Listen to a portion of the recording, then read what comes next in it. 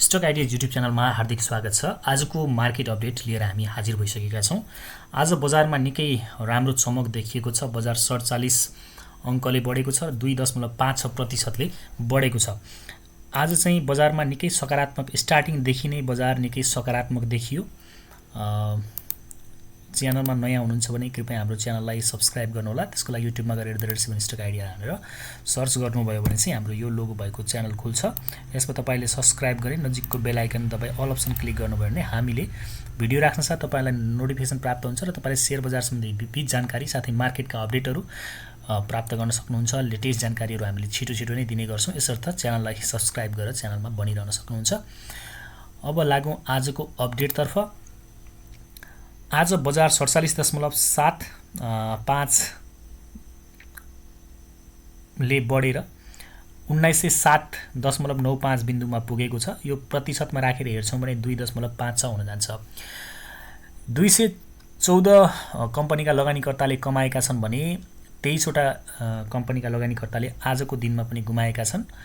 यी गुमाउनेहरुमा चाहिँ अब तपाईले आज बढ्न नसकेका अथवा घटेका कम्पनीहरुलाई तपाईले भोलि सकारात्मक बजार रह्यो भने भोलिका दिनमा चाहिँ अथवा भोलि पर्सिका दिनमा किन्नको लागि वाच लिस्टमा राख्न सक्नुहुन्छ।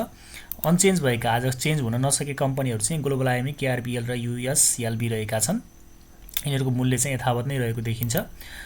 टप गेनर्समा चाहिँ आज सीएचएल अर्थात छ्याङदी हाइड्रो पावर, त्यसपछि भगवती हाइड्रो पावर, त्यसपछि विजय लघुवित्त, स्वरोजगार लघुवित्त, रावा लगायतका कम्पनीहरू परेका छन्। अरु पनि कम्पनीहरूले आज 9% भन्दा धेरै ले बढ्ने कम्पनी पनि धेरै छन्। एमकेजेसी पनि रहेको छ, मैलुङखोला, एसएचईएल रहेको छ, पीएमएसपीएल आज पनि 9.28% ले बढेको छ। एसजीआईसी श्वेतगंगा पनि आज 9.16% ले बढेको छ। एमडी पनि धेरै, एमडीबी मितरी डेभलपमेन्ट बैंक पनि धेरै बढ्ने कम्पनीमा परेको छ। सीओआरबीएल, एसआईजीएस2 हैन, एसपीडीएल, एसआईएफसी, आईजीआई हैन, केकेएससी, आईएलआई, जीएफसीएल लगायतका कम्पनीहरूले आज सर्वाधिक कमाएका छन् भने आज चाहिँ धेरै गुमाउने कम्पनीमा चाहिँ आईएलबीएस का लगानीकर्ताले 2.47% ले गुमाएका छन्। त्यसैगरी एनएसएफ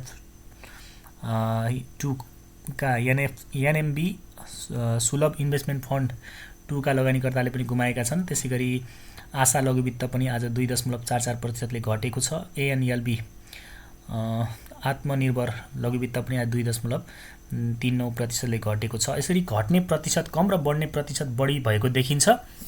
र अहिले बजारमा चाहिँ करिब 2 महिनादेखि पछिल्लो समयमै 2 अर्ब भन्दा बढीको चाहिँ भोल्युम आएको छ। अर्थात भोल्युम सहित आज बजार बढेको छ।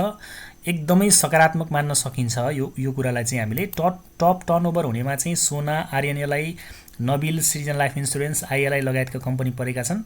नबिल हिजो डराएर बेच्नेहरूलाई सायद आज पछितो लागेको हुनुपर्छ। आज 533 मा गइसकेको छ। अब अझै पनि करेक्सन आउँछ भने नबिललाई 550 भन्दा तल किन्न डराउनु पर्छ जस्तो मलाई चाहिँ लाग्दैन। बाँकी डिसिजन तपाईको। त्यसैगरी टप टर्नओभर हुनेमा चाहिँ सोना अनि पीएसएफ, एचडीएचपीसी, आरएनएलआई लगायतका कम्पनी परेका छन् भने टप ट्रान्ज्याक्सन हेर्नुहुन्छ भने सोना, सीएलआई, आरएनएलआई, एसएनएलआई र आईएलआई जस्ता कम्पनीहरू परेका छन्। यी कम्पनीहरूलाई हामीले पहिलेदेखि वाच लिस्टमा राखेका थियौँ हैन, र हामीले केही हदसम्म किनेका पनि छौँ। यिनी सस्ता राम्रा लाइफ इन्स्योरेन्स कम्पनीहरू अहिले हामीले किनेको बिन्दुबाट करिब 50-60 अङ्कले बढिसकेका छन्। अब भने बिस्तारै रेसिडेन्टतिर जाँदाखेरि अलिकति सचेत भने हुनुपर्ने बेला आइसकेको छ यी कम्पनीहरू। तथापि त्यति डराएर बेचिहाल्नु पर्ने जस्तो पनि सिचुएसन होइन। यसरी हेर्छौं भने आज नेप्से चाहिँ राम्रो अङ्कले बढेको छ। अब हामीले सेक्टर वाइज एकचोटि हेरौं। नेप्से इन्डेक्स चाहिँ 2.56% ले बढेको छ। 47.75 अङ्कले बढेर 1907.95 मा क्लोजिङ दियो। सेन्सिटिभ इन्डेक्स हेर्छौं भने 2.19% ले बढेको छ। फ्लोट इन्डेक्स चाहिँ 2.5% ले बढेको छ भने सेन्सिटिभ फ्लोट इन्डेक्स चाहिँ 2.04% ले बढेको छ। र आज सर्वाधिक बढ्ने सेक्टर भनेकै लाइफ इन्स्योरेन्स सेक्टर भएको छ। अब लाइफ इन्स्योरेन्स सेक्टर चाहिँ 4.44% ले बढेको छ र दोस्रोमा धेरै बढ्ने इन्डेक्स चाहिँ फाइनान्स इन्डेक्स भएको छ 3.91%। नन लाइफ सेक्टर त्यसपछि बढेको छ 3.67% ले बढेको छ भने ट्रेडिङ इन्डेक्स पनि 3.58% ले बढेको छ। म्यानुफ्याक्चरिङ एन्ड प्रोसेसिङ हेर्नुहुन्छ भने 1.16% बढेको छ। हाइड्रो पावर इन्डेक्स 3.06% ले बढेको छ भने विकास बैंक हेर्नुहुन्छ भने 2.63% ले बढेको देखिन्छ। माइक्रो फाइनान्स पनि 2.05% ले बढेको छ। इन्भेस्टमेन्ट सेक्टर पनि 1.90 ले बढेको छ। प्रतिशतमा राखेर हेर्दा ब्याङ्किङ इन्डेक्स चाहिँ 1.87% ले बढेको छ। अदर्स इन्डेक्स चाहिँ 1.85 ले बढेको छ भने 1.85% ले बढेको छ भने होटल्स एन्ड टुरिज्म इन्डेक्स चाहिँ 1.80% बढेको छ र म्युचुअल फन्ड चाहिँ 1.41% ले बढेको छ। यसरी लाइफ इन्स्योरेन्स सेक्टरमा चाहिँ सर्वाधिक रौनक देखिएको छ। हामीले लाइफ इन्स्योरेन्स तल हुँदाखेरि नै भनेका थियौँ कि लाइफ इन्स्योरेन्स सेक्टर एकदमै धेरै घटेको छ, तपाईँले यसलाई वाचेसमा राख्नुहोस् र सस्ता राम्रा खालका लाइफ इन्स्योरेन्स किन्नुहोस् भनेका थियौँ हैन। अहिले चाहिँ सस्ता खालका लाइफ इन्स्योरेन्समा नै धेरै बढोत्तरी देखिएको छ। जुन बढी सस्ता थिए तिनैमा बढी बढेको तपाईँले देख्नुहुन्छ, हेर्न पनि सक्नुहुन्छ। एलआइसिएल चाहिँ 3.9% ले बढेर आज 642 मा क्लोजिङ दिएको छ। त्यसैगरी सिटिजन लाइफ इन्स्योरेन्स जुन चाहिँ हामीले 400 भन्दा तल हुँदाखेरि नै किनेका थियौँ, आज चाहिँ 5.3% बढेर 453 भनेपछि 50 भन्दा बढी अङ्कले हामीले यसमा चाहिँ कमाइसकेका छौँ हैन। हाम्रो साथीहरूलाई चाहिँ बधाई छ, हाम्रो सुझाव अनुसार किन्नुभएको साथीहरूलाई। यसलाई हेर्नुहुन्छ भने अहिले चाहिँ 6.8% आज बढेर 431 मा क्लोजिङ दिएको छ। आइएलआई पनि 7.2% ले बढेर 522 मा क्लोजिङ दिएको छ। एलआइसिएन 2.4% बढेको छ। एनएलआइसी चाहिँ 3.6% ले बढेको छ। एनएलआइसिएल पनि 4.9% ले, आरएनएलआई 6.8% ले बढेको छ भने एसजेएलआई सूर्यज्योति लाइफ चाहिँ 4.2% ले बढेर 517 मा क्लोजिङ दिएको छ। एसएनएलआई चाहिँ 4.6% ले बढेर 476 मा क्लोजिङ दिएको छ। एसआरएलआई चाहिँ 4.1% ले बढेर 478 मा क्लोजिङ दिएको छ। 500 भन्दा तलका लाइफ इन्स्योरेन्समा अझै पनि तपाईँ हामीले चाहिँ ढुक्कसँग लगानी गर्न सक्ने अवस्था छ। उसो त समग्र बजारको सिनेरियो पनि हेर्नुपर्ने हुन्छ। पछिल्लो समय चाहिँ भोल्युमसहित बढेको र अहिले लाइफ इन्स्योरेन्स सेक्टर चाहिँ एकदमै राम्रो ग्रोथ भएको हुनाले भोल्युमसहित नै बढेको हुनाले यो सेक्टरका कम्पनीहरुमा विशेष तपाईले चाहिँ वाचेसमा राखेर कारोबार गर्न सक्नुहुन्छ। सर्ट टर्मको लागि पनि बाइङ सेटअप बनेको देखिन्छ। फाइनान्सिङ इन्डेक्समा धेरै बढ्ने कम्पनीहरुमा हेर्नुहुन्छ भने तपाई जीएमएफआईएल 6.2% ले बढेको छ। यस्तै गरी सीएफसीएल चाहिँ 7% ले बढेको छ। बीएफसी 4.3% ले बढेको छ हैन। जीयूएफएल 4.2% ले बढेर 521.4 मा क्लोजिङ दिएको छ। यसैगरी 4.1% ले नै आईसीएफसी पनि बढेको छ। सबै कम्पनी चाहिँ यो सेक्टरमा पनि बढेका छन्। एसआईएफसी चाहिँ 7.9% ले बढेको छ र 342 मा यसले क्लोजिङ दिएको छ। यसरी हेर्दा फाइनान्समा पनि राम्रो बढोत्तरी देखिएको छ। नन लाइफ सेक्टर पनि हाम्रो पहिलेदेखिको वाच लिस्टको सेक्टर हो। एचईआई 540 मा पुगिसकेको छ। आजकै दिनमा मात्रै 6.5% बढेको छ। त्यसैगरी आईजीआई पनि 550 भन्दा तल किन्न डराउनु पर्दैन भन्ने कुरा गरेका थियौं हामीले, तर आजकै दिनमा यो कम्पनी 500 क्रस भइसकेको छ र 504 मा क्लोजिङ दियो। 7.5% ले आजै बढ्यो यो कम्पनी। एनआईसीएल चाहिँ अलिकति कम बढेको कम्पनीमा परेको छ। आज 800 मा क्लोजिङ दिएको छ। 1.9% ले बढेर। एनआईएल 4.7% ले बढेर 828 मा पुगेको छ। एनएलजी 735 मा पुगेको छ। 3.4% ले बढेर।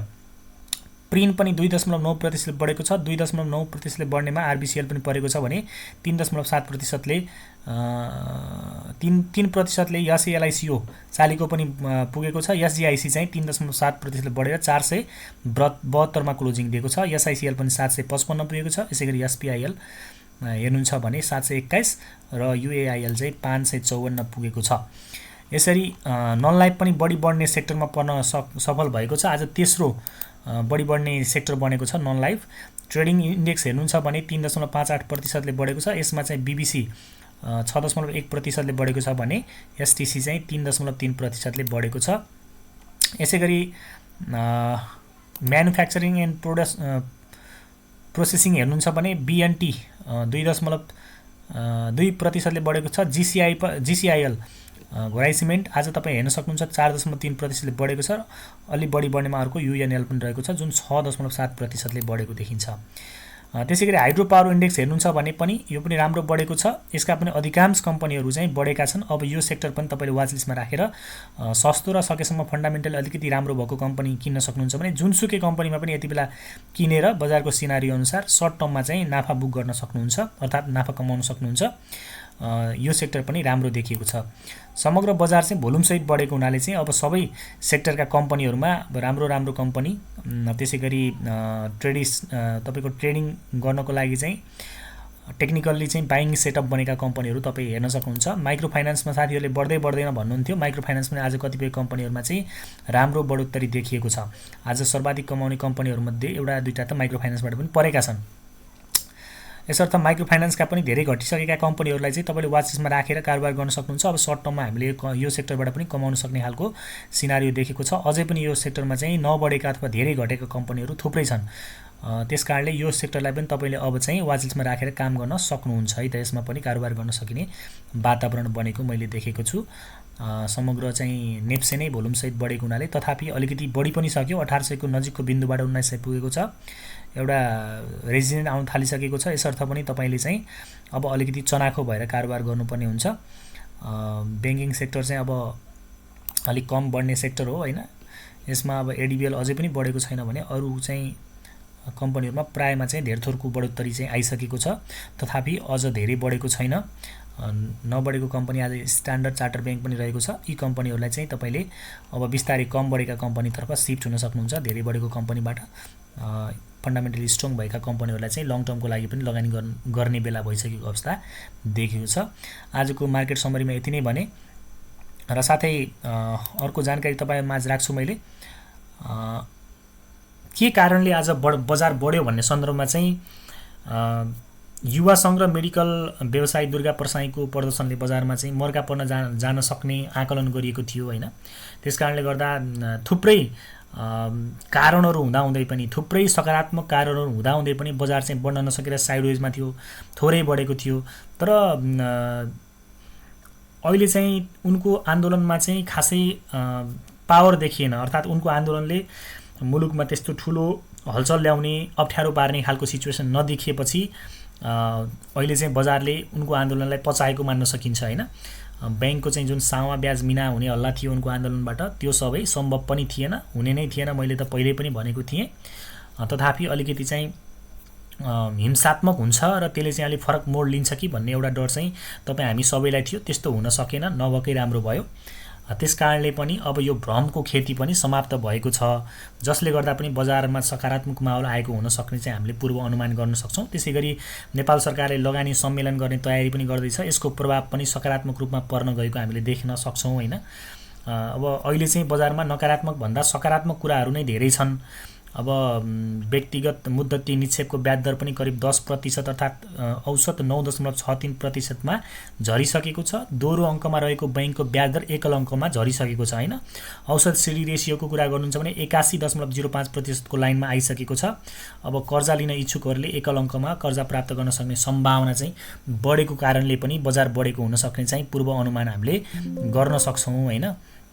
त्यसै गरी अर्को मार्केट अपडेटमा एउटा कुरा मैले तपाईँमा राखेँ कि नेपाल इन्सुरेन्सले 10.5.5263% लाभांश घोषणा गरेको छ।